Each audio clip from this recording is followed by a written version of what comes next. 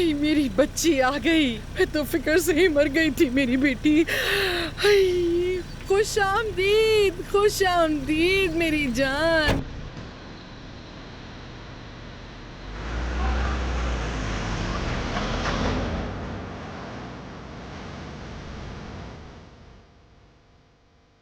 अदनान, तुम क्या कर रहे हो? अदनान, गाड़ी रोको बाहर। ज़रूरत हमें बात करनी है, मैं गाड़ी नहीं रोकूंगा। तुम जबरदस्ती नहीं रोक सकते, जाने दो मुझे। ज़रूरत हमें बात करनी है, मैं जाने नहीं दूंगा तुम्हें।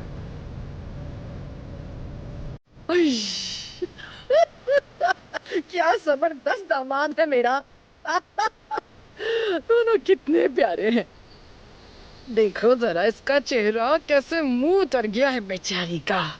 ए लड़की सुनो, ऐसे मुंह मत बनाओ वरना मेरी तरह चेहरे पर झुर्रियां पड़ जाएंगी। देखो तुम मोहब्बत में तो कामयाब नहीं हुई, अगर झुर्रियां पड़ गई तो और भी बुरा हो जाएगा। ओ खुदा, अरे बहुत अच्छा महसूस हो रहा है।